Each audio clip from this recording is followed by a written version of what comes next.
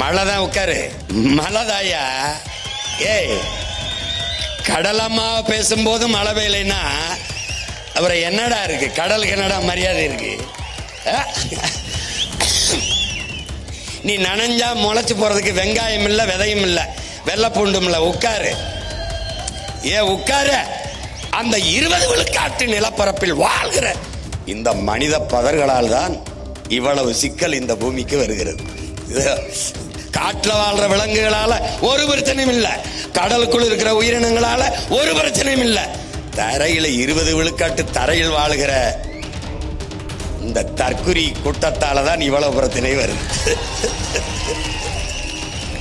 இப்ப கடலுக்கு என் மாநாடு சீமானவன் தம்பி தங்கைகளும் போடுறாங்க, மரத்துக்கு என் மாநாடு சீமானவன் தம்பி தங்கையும் போடுறாங்கன்னு இந்த அறிவு கட்ட, இந்த கேடு கட்ட, கேவலங்கட்ட இனி எவனும் கேட்க மாட்டான்னு நினைக்கிறேன். சரிதானே? சரிதானே? கேட்டா எவனா பேசுனா என்ன சொல்லு, உங்களுக்காக ஒரு மருத்துவமனை கட்டுறோம், பெரிய பைத்தியக்கார மருத்துவமனை சொல்லி அது நான் பேசினால் உங்களுக்கு எங்க புரியாது போய்விடுமோ என்று பயந்து படம் போட்டு போட்டு காட்டிக்கிட்டு இருக்கேன். ஏன்னா நீ படம் காட்டுறவனுக்கு போய் படங்க இது ஆடல் வாடல் படம் இல்ல, ரொம்ப அவசியமான அர்த்தமுள்ள படம். அதை பார்த்தா பாடையில போவேன், இதை பார்த்தா பல்லாண்டு நல்லபடியா வாழ்வேன். அதுக்கு தான் இதை இப்படி போட்டு போட்டு காட்டுறேன். பார்த்துக்க. நான் ஆட்சிக்கு வந்தவரன்னு போட்டுறேன், பார்ப்போம். 6 மாசம் உள்ளதுக்கு போட்டுருவேன். நீ நினைக்கிற நீ எல்லாம் உண்மையிலேயே என் தம்பி தங்கை தானே? இந்த கேரளாவுக்கு வண்டி எடுத்துட்டு போடா, சாலையில ஒரே ஒரு போத்தலை போட்டுறா பாப்போம். எங்க இருந்து வருவான்னு தெரியாது, காவல்துறை இல்ல, மக்கள் எடு கிளம்புன்றுவான். ஒரு சீம கருவேலை இல்ல, ஒரு பிளாஸ்டிக் நெகிழி இல்ல. ஏன்? என் தம்பி சொன்ன மாதிரி நல்ல ஆத்தாளுக்கு, நல்ல அப்பனுக்கு அந்த பிறந்து அந்த மண்ணின் மகன் மண்ணை தன் தாயின் மடியாக நேசிக்கிறவன் ஆளுகிறான். எங்கள் ஆட்சியில் கல்வி எப்படி இருக்கும்? எங்கள் ஆட்சியில் மருத்துவத்தின் தரம் எப்படி இருக்கும்? எங்கள் ஆட்சியில் காவல்துறை எப்படி செயல்படும்? எங்கள் ஆட்சியில் வேளாண்மை எப்படி வளர்த்து வார்த்து எடுக்கப்படும்? எங்கள் ஆட்சியின் பொருளாதார கொள்கை என்ன? எங்கள் ஆட்சியில் எல்லாருக்கும் எப்படி வேலை வாய்ப்பை கொடுப்போம் என்பதையெல்லாம் போட்டு போட்டு காட்டி, என்னால் பேசினால் ஏதோ கதை விடுகிறோம் என்பார்கள். இங்கே பாருங்கள், நாங்கள் காட்டுகிறோம் சான்றோடு என்று விளக்கி ஒவ்வொன்றையும் நம் மக்களுக்கு திரையிட்டு காட்ட இருக்கிறோம். முல்லையும் குறிஞ்சியின் முறைமையில் திரியின் நிலம் நடுக்குற்று நல்லியல்பு இழந்து பாலையனம் படிமம் கொள்ளும் என்று நம்முடைய பாட்டனார் இளங்கோவடிகள் சிலப்பதிகாரத்திலே பாடி தந்திருக்கிறார். உலகின் முதல் அதிசயம், சப்தமிடும் ரகசியம், கால வெள்ளம் தேங்கி நிற்கும் நீள பள்ளம், வாசிக்க கிடைக்காத வரலாற்றை எல்லாம் தின்று செறித்து நின்று சிரிக்கும் நிஜம் என்கிறார் நம்முடைய கவி பேரரசு வைரமுத்து அவர்கள் தண்ணீர் தேசத்திலே. இந்த கடல் எப்படி உருவானது? 450 கோடி ஆண்டுகளுக்கு முன்பு சூரியனில் ஏற்பட்ட பெருவெடிப்பின் காரணமாக பிளந்து பிரிந்த துகள்கள் தான், அதில் ஒன்றுதான் இந்த பூமி. அதில் 400 கோடி ஆண்டுகளுக்கு முன்பு சூரியனில் இருந்து வெடிச்சு சிதறும் போது அங்கிருந்து வந்த நீராவி, இந்த பாறைகள், அதுகளில் இருந்து வழிந்து வந்த நீர் முதலில் நெருப்பு துகளாக இருந்து நாளடைவில் மேல்மட்டம் குளிர்ந்து நீர் உருவாகி பிறகு அந்த நீரெல்லாம் ஒரு இடத்தில் சேர்ந்து பெருங்கடலாக உருவாகிறது. இப்படித்தான் கடல் உருவாகிறது. இதை பாருங்கள், 350 ஆண்டுகளுக்கு முன்பு ஒரு செல் உயிரி, நீங்கள் படித்திருப்பீர்கள், இதை பிரசவித்த நம் தாய் கடல். அதனால்தான் அவள் கடல் அம்மா. உலக உயிரில் முதல்ல பிரசவித்த தாய் அவதான். அவளுடைய கருப்பையில் தான் இந்த ஒரு செல் உயிரினம் உருவாகிறது. அதை பிரசவித்தவள் கடல். அதனால்தான் அவள் கடல் அம்மா. இதில் இருந்துதான் பல்வேறு படிநிலை மலர்ச்சி மாறி மாறி மாறி, அதை பரிணாமம் என்கிறார்கள், நாம் படிநிலை மலர்ச்சி என்கிறோம். மாறி மாறி ஒவ்வொரு காலகட்டத்திலும் பல ஆயிரம் ஆண்டுகள், பல லட்சம் ஆண்டுகள் அப்படி மாறி மாறி மாறி மாறி பல்வேறு படிநிலைகளில் பல்வேறு வடிவங்களை பெற்று மாறி வருவதை பாருங்கள். நிலப்பரப்பில் தோன்றிய எல்லா உயிர்களும் வளர்ச்சியடைய ஆதித்தாயான அந்த கடலே காரணமாக இருக்கிறார். அதனாலேயே அவள் நம்முடைய கடல் அம்மா. படிமலர்ச்சியை பாருங்கள், அடுத்த நிலை. இதைத்தான் நாம் படிநிலை பாய்ச்சல் என்கிறோம். உலகில் இத்தனை உயிரினங்கள், எல்லா உயிரினங்களுக்கும் குரல் வளை இருக்கிறது. ஆனால் மனிதனுக்கு மட்டும்தான் இந்த குரல் வளை பேசும் ஆற்றலை பெறுகிறது. படிநிலை மலர்ச்சியில் படிநிலையில் பெரும் பாய்ச்சல் என்று அறிவியல் குறிப்பிடுகிறது.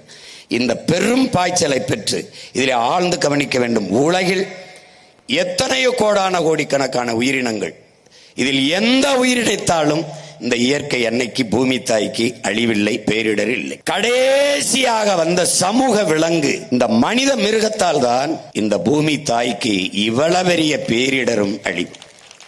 இதற்கு காரணம் அவனுடைய ஆசை அல்ல, பேராசை. அளவுக்கு ஆசைப்படாமல் அளவுக்கு அதிகமாக அவன் ஆசைப்பட்டதால் இந்த அழிவை நம் அன்னை எதிர்கொண்டிருக்கிறார். இங்கே தாய் தந்தை பார்க்கிறோம். சூரியன் தந்தை, கடல் நம் அம்மா தாய். இயற்கையின் இருவரின் இணைவிலே நீராவி ஆகி அப்படியே மேலே சென்று மேகமாய் உருமாறி இந்த பூமிக்கு மழையாக கொட்டுகிறது. அப்ப மழையை பிரசவித்த தாய் கடல், தந்தை சூரியன். அதனால்தான் அதை தந்தை என்றும் இதை தாய் என்றும் வணங்குகிறோம். பூமியில் 70 விழுக்காடு நீரால் நிரம்பி இருக்கிறது. மீதி 30 விழுக்காடு தான் தரை பகுதி. அதிலே 1/3 பங்கு காடு இருக்க வேண்டும். அப்படி என்றால் 20 விழுக்காடு தான் நிலப்பரப்பு. அந்த 20 விழுக்காட்டு நிலப்பரப்பில் வாழ்கிற இந்த மனித பதர்களால் தான் இவ்வளவு சிக்கல் இந்த பூமிக்கு வருகிறது. காட்டுல வாழ்ற விலங்குகளால ஒரு பிரச்சனையும் இல்ல, கடலுக்குள் இருக்கிற உயிரினங்களால ஒரு பிரச்சனையும் இல்ல. தரையில 20 விழுக்காட்டு தரையில் வாழுகிற இந்த தற்குறி கூட்டத்தால தான் இவ்வளவு பிரச்சனை வருது. மழைதான் உட்காரு, மழைதாயா.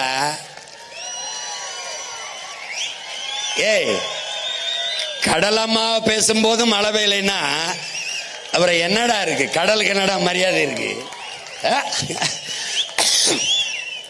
நீ நனைஞ்சா முளைச்சு போறதுக்கு வெங்காயம் இல்ல, விதையும் இல்ல, வெள்ளை பூண்டும் இல்ல. உட்காரு, உட்காரு. டே, மழைக்கு மரியாதை கொடுக்க கத்துக்கடா. டே இறக்கடா, டே இறக்கடா, கீழே விட்டு உட்கார்றா. டே உட்கார்றா. அவ்வளவுதான், போயிருச்சு. சும்மா நம்மளை வாழ்த்திட்டு போகுது. மாநாட்டுக்கு மரியாதை இல்லடா. கடலை பேசுறோம், மழைய பேசுறோம், இப்படி தூக்கி உட்கார்றா. முதல்ல குண்டு மழை ஒழியும் போதே ஓடாம ஒரு இடத்துல என்ன வீர மறவர்களின் பிள்ளைகள். குளிர் குளிர் மழைக்காடா நம்ம களைஞ்சு போயிருவோம். இப்ப கடலுக்கு என் மாநாடு சீமானவன் தம்பி தங்கைகளும் போடுறாங்க, மரத்துக்கு என் மாநாடு சீமானவன் தம்பி தங்கையும் போடுறாங்கன்னு இந்த அறிவு கட்ட, இந்த கேடு கட்ட, கேவலங்கட்ட இனி எவனும் கேட்க மாட்டான்னு நினைக்கிறேன். சரிதானே? சரிதானே? கேட்டா எவனாவது பேசினான்னா என்ன சொல்லு, உங்களுக்காக ஒரு மருத்துவமனை கட்டுறோம், பெரிய பைத்தியக்கார மருத்துவமனை சொல்லி. இதுல என்ன கொடுமைனா, இந்திய நிலப்பரப்புல அதிகப்படியா 81 விழுக்காடு நிலக்கரி மீத்தேன் ஈத்தேன் தமிழ்நாட்டில் தான் இருக்கு. இது காரணம் பன்னெடுங்காலமாக பல ஆயிரம் ஆண்டுகளுக்கு முன்பு வாழ்ந்த மூதாதை இதற்குள் வாழ்ந்து அதுக்குள்ளே பூமிக்குள்ளே புதைந்து போன மரம், செடி, கொடிகள், இலை, தலைகள் எல்லாம் மக்கி மண்ணோடு மண்ணாக புதைந்து வெப்பத்தாலும் அழுத்தத்தாலும் கரியாகி மாறுது. அது நிலக்கரி. அந்த கரியின் இடுக்குள்ளே ஒரு காற்று உருவாகிறது. அந்த வெடிப்புக்குள்ளே தேங்கி நிற்கிற காற்று எரி காற்று, அதுதான் மீத்தேன் ஈத்தேன் ஹைட்ரோ கார்பன் என்று சொல்லப்படுது. அப்ப அதை எடுக்கிறதுக்கு என்ன பண்ணணும்? பூமிக்குள்ள குழாயை போட்டு அந்த காற்றை உறிஞ்சுவதற்கு அங்கே இருக்கிற நீரை உறிஞ்சி வெளியில ஊத்தணும். வெளியில ஊத்தி விட்டு அந்த காற்றை உறிஞ்சணும். இப்படிதான் மீத்தேன் எடுத்துக்கிட்டு இருக்கான். நீ வெளியில பார்க்கும்போது ஒரே ஒரு குழாயை பார்க்கிறாய், ஒரே ஒரு குழாயை. நீ ஒரே ஒரு அடிமரத்தை பார்க்கிறாய், ஆனால் வேற நீ பார்க்க முடியாது. ஆனால் பலாயிரக்கணக்கான வேர்களை அந்த மரம் விட்டுவிடும். அதுபோல இந்த மீத்தேன் ஒரு குழாயை பார்ப்பாய், அவன் பலாயிரக்கணக்கான கிளை குழாய்களை உள்ளே அனுப்பியிருப்பான். அவன் 1000 அடிக்கு கீழே போய் தண்ணீரை உறிஞ்சி உறிஞ்சி உறிஞ்சி வெளியிலே ஊத்துவான். தரைக்குள்ளே தண்ணீர் இல்லாது போகும்போது கடல் நீர் மட்டத்திற்கு குழாயை போடுவான். இந்த கடல் நீர் உள்ளே வரும். இந்த கடல் நீரையும் உறிஞ்சி தண்ணீரை வெளியே ஊத்துவான். நிலம் உப்பளமாகும். ஒன்றத்துக்கும் ஒரு பயிரும் செய்ய முடியாத அளவிற்கு நிலம் மாறும். இதனால்தான் அதை நிறுத்துங்கிறான். உனக்கு புரியுதுன்னு நினைக்கிறேன். அதை நிறுத்து. இப்ப 81 விழுக்காடு நிலக்கரி மீத்தேன் ஈத்தேன் தமிழ்நாட்டில் தான் இருக்கு. அதுக்குதான் இதை வேட்டையாடுவதற்கு எல்லா முதலாளிகளும் இங்க வர்றான். இந்த பசுமை கூட என்னது, நர்சரி. நீ பார்த்திருப்பா, இதுக்குள்ள இருந்துதான் இதுக்குள்ள நிறைய செடி கொடிகளை வளர்த்து நம்ம வெளியில எடுத்துக்கிட்டு போறோம். இது ஒரு நாற்றங்கால், இது ஒரு நாற்று. இதை பசுங்கூட விளைவு, கிரீன் ஹவுஸ் எஃபெக்ட்ங்கிறான். பசுங்குடில் விளைவு அப்படின்னு அறிவியல்ல சொல்றான். இது எப்படின்னா, இந்த குடியில பாக்குறீங்களா, இது மேலே இருந்து வருகிற சூரிய வெப்பத்தை உறிஞ்சிக்கும். ஆனால் கீழே, இந்த கீழே இருக்குல்ல, இந்த வெப்பத்தை மேலே போக விடாது. அதை போலதான் பூமியிலிருந்து மேலே 15 கிலோமீட்டர்ல படர்ந்து இருக்கிற அந்த கருப்பு படலம் புவியிலிருந்து மேலே வெப்பத்தை போக விடாம தடுத்துருது. இதை பசுங்கூட விளைவு, கிரீன் ஹவுஸ் எஃபெக்ட்ங்கிறான். எது, புவி வெப்பமாகுதல. இப்ப கடல் பொங்காம புவி வெப்பமாகாம இருக்க வேண்டும் என்றால் நமக்கு என்ன பண்ணணும், இந்த நச்சு ஆலைகளை மூடணும். அதுக்கு என்ன மாற்று இருக்கு. அதே மீத்தேனத்தை நீ எப்படி எடுப்பா சீமான்? மக்கிய இலைதலை கழிவு, ஆடு மாட்டு சாணி, இந்த கோழி வாத்தினுடைய கழிவு, இதை குப்பை கிடங்கிலே கொட்டி அதை மக்க வைத்து அதில் எவ்வளவு வேண்டுமானாலும் இந்த எரிகாற்றை, இந்த பயோகேஸை, மீத்தேனீத்தனை எடுத்துக்கொள்ள முடியும். வாய்ப்பு இருக்கு. வர்றேன், ONGC எல்லாம் நான் மூடுறேன், திறக்கிறேன். புரியுதா உனக்கு? புரியுதுன்னு நினைக்கிறேன். போட எடுத்துக்கிட்டு போடா. அது அப்ப பூமியை வெப்பமடைய விடாமல் தடுக்க இருக்கிற வாய்ப்பு மரங்களை வளர்ப்பது. நீ வெயில் அடித்தால் கொடை பிடிக்கிறாய். பூமி தாய்க்கு வெப்பம், கொடை பிடிக்க வேண்டும். என்ன குடை? பச்சை குடை. அது என்ன குடை? மரம். அப்ப 10 ஆண்டுகளில் பிரபாகரன் மகன், இயற்கை தாயின் பிள்ளை, என் தாய் நிலத்தை பச்சை போர்வையால் 10 ஆண்டு பசுமை திட்டத்தில் போர்த்துறேன். இப்ப நீ ஒரு காடை வெட்டி அழிச்சிட்ட, நான் நட்டு வச்சு வளர்த்துடலாம். இப்ப தண்ணியை உறிஞ்சி வித்துற, நான் தடை பண்ணிட்டு தண்ணீரை சேமிச்சு வச்சுட்டு செத்துருவேன். ஆனால் கடலுக்குள்ள இருக்கிற பவளப்பாறையவோ அந்த நீலப்பச்சை பாசியவோ உன்னால என்னால ஒண்ணு உருவாக்க முடியாது. அப்ப என்ன செய்யணும்? மிக கவனமா கடலம்மாவை நம்ம பார்த்துக்கணும். உன்னைய பெற்ற தாய் என்னைய பெற்றாள், உன் தாயை ஒருத்தி பெற்றாள், உலக எல்லா உயிர்களையும் பெற்ற தாய் இவதாங்கிறத நீ கவனத்துல வச்சுக்கணும். அப்ப அவளை எவ்வளவு தூரம் போற்றணும் பார்த்துக்க. சும்மா வெறும் வெற்று வார்த்தையில கடலம்மா இல்ல, கருணையோடு எல்லாவற்றையும் கொடுக்கிற ஒன்று இருக்குன்னா உலகத்துல கடல் தான். அதனாலதான் கருணை கடலே என்று சொல்றோம். இந்த நெகிழி குப்பையை பார்த்துக்க, எங்க போகுது பாரு. தரையில் எங்கே போட்டாலும் இறுதியாக போய் சேர இடம் உன் தாயின் மடிதான். நல்லா கவனி, பார்த்துக்க. இந்த பிளாஸ்டிக் நெகிழி குப்பைகளை போட்டு கடலை மூடிவிட்டால் அதில் மிக அவசியமான உயிரினங்களான பவளப்பாறைகள், இந்த நீலப்பச்சை பாசி போன்ற அந்த உயிர்காற்றை தருகிற செடிகள் எல்லாம் அழிவை சந்திக்கும் போது பூமி அழிவை சந்திப்பதை தவிர வேறு வழி இல்லை. அது நான் பேசினால் உங்களுக்கு எங்க புரியாது போய்விடுமோ என்று பயந்து படம் போட்டு காட்டிக்கிட்டு இருக்கேன். ஏன்னா நீ படம் காட்டுறவனுக்கு போய் படங்க இது ஆடல் வாடல் படம் இல்ல, ரொம்ப அவசியமான அர்த்தமுள்ள படம்.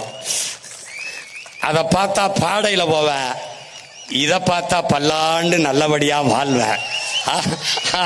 அதுக்கு தான் இதை இப்படி போட்டு காட்டுறேன். பார்த்துக்க 12,500 கோடி கிலோ தலை சுத்துது. பார்த்துக்க. நீ நினைக்கிற ஒரு போத்தலை தூக்கிட்டு அப்படி போடுற, நான் ஆட்சிக்கு வந்தவரன்னு போட்டுறேன் பார்ப்போம். 6 மாசம் உள்ளதுக்கு போட்டுருவேன். நீ நினைக்கிற நீ எல்லாம் உண்மையிலேயே என் தம்பி தங்கை தானே. இந்த கேரளாவுக்கு வண்டி எடுத்துட்டு போடா, சாலையில ஒரே ஒரு போத்தலை போட்டுறா பார்ப்போம். எங்க இருந்து வருவான்னு தெரியாது. காவல்துறை இல்ல, மக்கள் எடு கிளம்புன்றுவான். ஒரு சீம கருவேலை இல்ல, ஒரு பிளாஸ்டிக் நெகிழி இல்ல. ஏன்? என் தம்பி சொன்ன மாதிரி நல்ல ஆத்தாளுக்கு, நல்ல அப்பனுக்கு அந்த பிறந்து அந்த மண்ணின் மகன் மண்ணை தன் தாயின் மடியாக நேசிக்கிறவன் ஆளுகிறான். அப்படி ஒருவன் இந்த மண்ணில் வரணும். எவனால் முடியும்? பிரபாகரன் என்ற பெரும் மரவனின் மகனால் தான் முடியும். இந்த பாரு, எண்ணெய் 800ல எண்ணெய் கொட்டிடுச்சு. நாங்கெல்லாம் போய் நின்னதை எடுக்கிறதுக்கு போராடினோம். அப்ப எங்க ஐயா கக்கனுடைய பேத்தி மாவட்ட ஆட்சியராக இருந்தாங்க, பணி செஞ்சுக்கிட்டு இருந்தாங்க. நான் கேட்டேன், வாலிக்கிட்டு அள்ளிக்கிட்டு இருந்தாங்க எண்ணெய, கடல்ல கொட்டின எண்ணெய.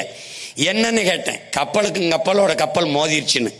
தம்பி லாரன்ஸ் படத்துல பேய்க்கும் சண்டையும் வரல, அது மாதிரி கப்பலோட கப்பல் மோதிருச்சு. அது மோதினதுல எண்ணெய் கொட்டிடுச்சு. எப்படா இங்கிருந்து வர்ற கப்பல் இங்கிருந்து வர்ற கப்பலை பார்க்காம மோதிச்சுன்னா அதுக்கு பதில் இல்லை, கொட்டிருச்சு. உலகிலே மிக சின்ன சின்ன நாடுகளில் கூட கடலிலே எண்ணெய் கொட்டினால் உளங்கூர்தியில், ஹெலிகாப்டரிலே, சிறு விமானங்கள், வானூர்தியிலே வந்து பொடியை தூவுகிறார்கள். வெள்ளையாக ஒரு பொடியை தூவுகிறார்கள். திருப்பி அரை மணி நேரம் வந்து பறந்து வந்து பொடி அந்த அந்த மேலே வந்த எண்ணெய் மேலாம் அப்படி திட்டு மாதிரி பறந்துக்கிறது. அப்படியே ஒரு பாய் போல் அந்த எண்ணெயை அப்படியே பொடியோட கலந்து சுருட்டிக்கிட்டு பறந்து போயிடுறாங்க. சின்ன சின்ன நாடுகளில் காட்சிகள் இருக்கு, நீங்க பார்க்கலாம். ஆனால் இவ்வளவு பெரிய நாடு எண்ணெயை வாளிக்கிட்டு அள்ளிக்கிட்டு இருந்தது. ஒரு வாரம் அள்ளிட்டு எண்ணெயை அள்ளி முடிக்க முடியல, விட்டுட்டாங்க. நான் போய் கேட்டேன், என்னங்க அப்படியே விட்டுட்டு போயிட்டீங்கன்னு. அதுவே சரியாயிரும்ட்டான். அணு உலை நமக்கு உயிரோடு வச்ச கொல்லி.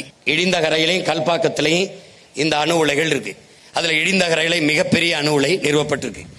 இந்த அணு உலை வேண்டாம் என்று சொல்லும் போது அட்டானமிக் பவர், அணு உலை இல்லாது எப்படி மின்சாரம் நமக்கு கிடைக்கும், போதிய அளவுக்கு எப்படி மின்சாரத்தில் நாம் நிறைவடைவது என்று இவர்கள் கேள்வி எழுப்புவார்கள்.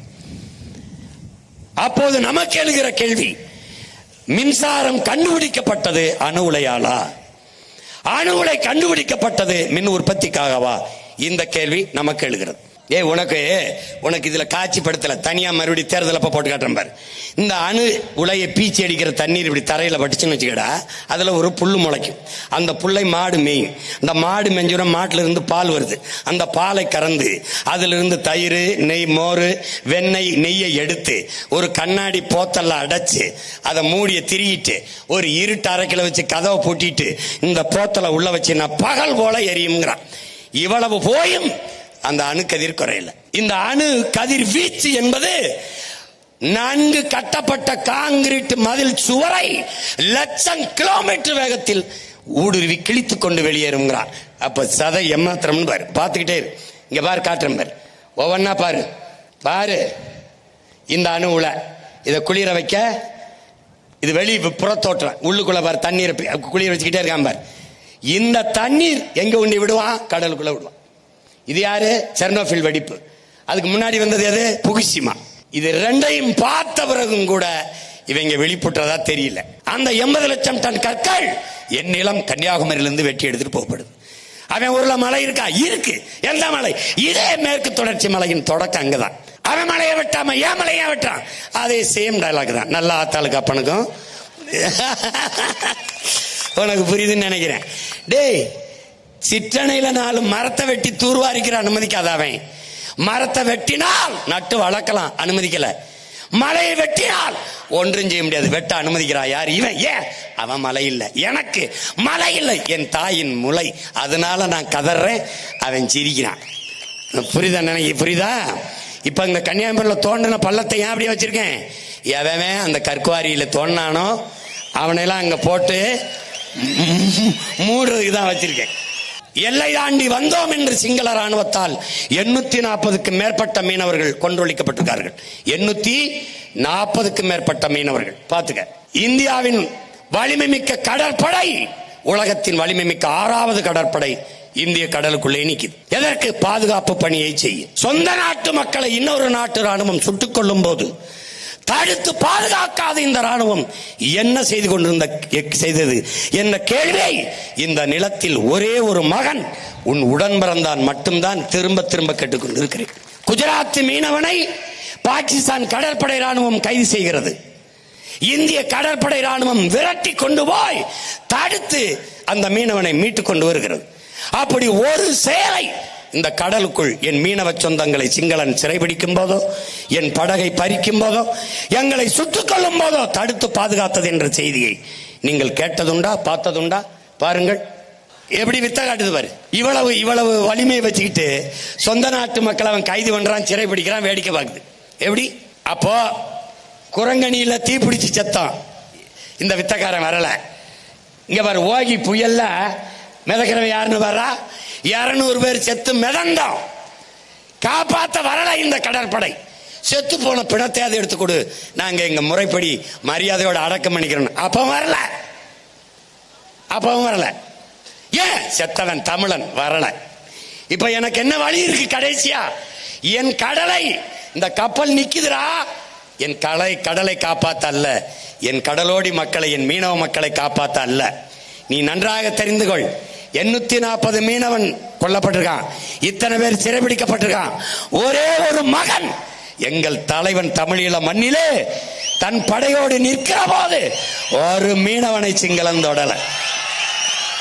இந்த நெய்தல் படை காட்டுற, இந்த நெய்தல் படை எல்லாம் சொல்லுவான், என்ன நெய்தல் படுறேன்னு. டே அங்க போடா, நீ ஆத்தால பையன் அக்கா தங்கச்சி சாகிறத தாலி இருக்கிறத வேடிக்கை பார்த்த.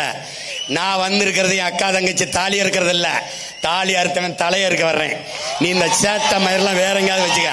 இங்க பாரு, இங்க பாரு, நெய்தல் படை காட்ட. பலாயிரக்கணக்கில் மீனவர்களை எடுக்கிறேன். எங்க வேற யாருக்கும் வேலை இல்ல. நெய்தல் படையிலே மீனவர்களுக்கு கல்வி தகுதியெல்லாம் கேட்கல. படகோட்ட தெரியுமா, நீச்சல் தெரியுமா, வா படைக்கு பயிற்சி கொடுக்கிறோம். எப்படி உலகத்தில் சிறந்த பயிற்சி கொடுக்கிறோம். கருவியை கையில கொடுக்கிறோம். போடா மீனவ பின்னாடியே போடா.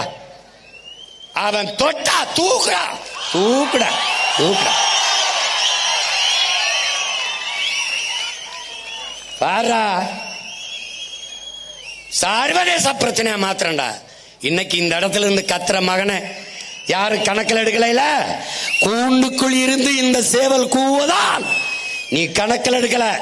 விரைவிட கூரை மேல ஏறி கூவேன். உலகம் என்னை திரும்பி பார்க்கும். இதே பிரச்சனைக்கு என்கிட்ட பேச நீ வருவ, நான் வர வைப்பேன். இல்ல நான் பிரபாகரன் மகன்ல, நீ எழுதி வச்சுக்கடி. நீ பாரு, நீ பாரு. உன் பிள்ளைகள் எங்களின் பிழை பொறுப்பாயா தாயே, பிழை பொறுப்பாயா? நீ எங்களுக்கு உப்பு தந்தாய், உணவு தந்தாய், உயிர் காற்றாய், மூச்சும் தந்தாய். உப்பிட்டவரை உள்ளளவு நினை என்றோம். உப்பிட்டு உணவு தந்த, உயிர் தந்த உன்னை உயிராக போற்ற மறந்தோம் அம்மா. மன்னிப்பாயா, மன்னிப்பாயா? முத்து தந்தாய், பவளம் தந்தாய், சத்துள்ள மீன்கள் வகை வகையாய் வாரி தந்தாய், நண்டு தந்தாய், ஆமை தந்தாய், சுறா எறா எல்லாம் தந்தாய், என்னென்னவோ அள்ளி தந்தாய். எண்ணி சொல்ல ஒன்றா ரெண்டா? என் தாயே, என் தாயே, நீ மழையா எங்களுக்கு குடிக்க நீர் தந்தாய். உன்னை குப்பை மேடாக்கினோம். குளிக்க நீர் தந்தாய், நாங்கள் குளித்தோம். உன்னை அழுக்காக்கினோம். என் அம்மா, உன்னை உயிராய் போற்ற மறந்தோம் அம்மா. பாரு, அவதான் எல்லாம் தந்தா. வகை வகையா மீன் தந்தா, நண்டு தந்தா, ஆமை தந்தா, சொரா எறா எல்லாம் தந்தா. சொல்றதுக்கு 1 2 இல்லடா, எல்லாம் தந்தா. என்னென்னவோ தந்தாய் தாயே, உன்னை நாங்கள் மறந்தோம். மன்னிப்பாயான்னு கேட்கிறான். நீ மழையாய் வந்து குடிக்க நீர் தந்தாய், உன்னை குப்பை மேடாக்குனா ஆக்கியிருக்கேன் பாரு. குளிக்க நீர் தந்தாய், குளித்தான், உன்னை அழுக்காக்கிட்டான். இந்த வாரி எப்படி அழுக்காக்கியிருக்கேன் பாரு, பாரு, பாரு. இந்த நானிலம் செழிக்க அருவியாய், ஆறாய், ஓடையாய் ஓடி வந்தாய்.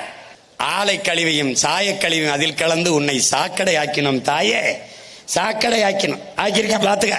என்ன படம் பார்த்து கெட்டு போனா, இந்த படம் பார்த்தா திருந்து. நீ அமுத பால் ஊட்டினாய், அதை அறிந்திக் கொண்டே, அந்த பாலை அறிந்திக் கொண்டே உன் வாயிலே நாங்கள் நஞ்சை ஊட்டினோம். இந்தவர் எப்படி நஞ்சை ஊத்திருக்கா பாரா, டேய் பாரா. மனிதனை அழிக்க ஆயுதங்கள் பல செய்தோம், அணுகுண்டுகளும் செய்தோம். அது வெடிக்குதா இல்லையா என்று என் அம்மா உன்மேல வீசித்தான் சோதனை செய்தோம். எது செஞ்சாலும் கர்மம் முடிச்சவன் வெடிக்குதானா அவதலையில தான் போடுவான். கடல் தாயே, உன்னை கடந்த அமிர்தத்தை எடுத்தான் எங்கள் பரந்தாமன். இன்று உன் நுரையீரலை குடைந்து இந்த பேராசை பேய்கள் மீத்தேன் ஈத்தேன் எடுத்து கெடுக்கிறார்கள் அம்மா. அன்று உன்னை கடந்து சென்று உலகின் பல்வேறு நிலப்பரப்புகளை வென்று பேரரசை அமைத்தான் எங்கள் பெரும்பாட்டன் அரசேந்திரன். அவன் பேரன் எங்கள் தலைவன். அன்னையே உன் மடியில் நின்று, பிரபாகரன் என்ற பெருமரவன் உன் மடியில் நின்று படை கட்டித்தானே என் மண்ணையும் மக்களையும் மானத்தையும் காத்து நின்றான். கடல் படை கண்டு நம்முடைய மண்ணையும் மானத்தையும் மக்களையும் காத்து நின்றான். தாயே, உன் அன்பு பிள்ளைகள் இன்று கரையோரம் நின்று, அவன் பேர பிள்ளைகள், அவன் பிள்ளைகள், உன் மக்கள் கரையோரம் நின்று கலங்கி நிற்கிறோம் தாயே, கலங்கி நிற்கிறோம். வள வேட்டைக்கு வெறிகொண்டு அலையும் இந்த வல்லாதிக்க வல்லூர்களிடம் இருந்து உன்னையும் இந்த மண்ணையும் காக்க கூட்டாண்மை கொள்ளையர்கள், கார்ப்பரேட் முதலாளிகள், கூட்டாண்மை கொள்ளையர்களிடம் இருந்து இந்த நாட்டையும் மக்களையும், என் மண்ணையும் மக்களையும் காக்க வழியில்லையே என்று உன் கரையோரத்தில் கலங்கி நிற்கிறோம் தாயே. வழியில்லையே என்று கலங்கி தவித்து நிற்கிறோம் தாயே. என் அம்மா கடலம்மா, இந்த பிள்ளைகள் செய்த பெரும்பிழையை பொறுப்பாயா? ஒன்றுதான் சொல்ல தோன்றுகிறது என் அம்மா. அன்றைக்கு நீ அந்த ஒற்றை உயிர், ஒற்றை செல் உயிரான அந்த உயிரை நீ பிரசவிக்கவில்லை, பிறப்பிக்கவில்லை என்றால் உலகத்தில் இத்தனை பிரச்சனைகள் உனக்கு வந்தே இருக்காதே தாயே. அந்த ஒற்றை செல் உயிரினத்தை இந்த தாய் அன்று பிறப்பிக்காமல் இருந்திருந்தால் அவளுக்கு இத்தனை பிரச்சனை வந்திருக்காது. உன்னை காக்க, இந்த மண்ணை காக்க உன் பிள்ளைகள் உன்னிடத்தில் வந்து நிற்கிறோம் அம்மா. ஆதி நீயே, எங்கள் ஆழி தாயே. கடல் சூழ் உலகு காப்பதே அழகு என்று உன் பிள்ளைகள் உன் கரையில் நின்று கலங்கி நிற்கிறோம் அம்மா. உன்னையும் இந்த மண்ணையும் மக்களையும் காப்பாற்றுவதற்கு வலிமையை தா. வாழி ஆழி, எங்கள் ஆதி தாயே, ஆழி தாயே. வாழ்க நீ, வாழ்க. கடல் வளம் காப்போம், மீனவர் வாழ் உரிமையை பாதுகாப்போம். மண்ணையும் மக்களையும் மீட்க காக்க 26 தேர்தலிலே களத்திலே 3 மடங்கு வெறியோடு களத்திலே நிற்போம். உறுதியாக வெல்லுவோம். இதை உலகிற்கு சொல்லுவோம்.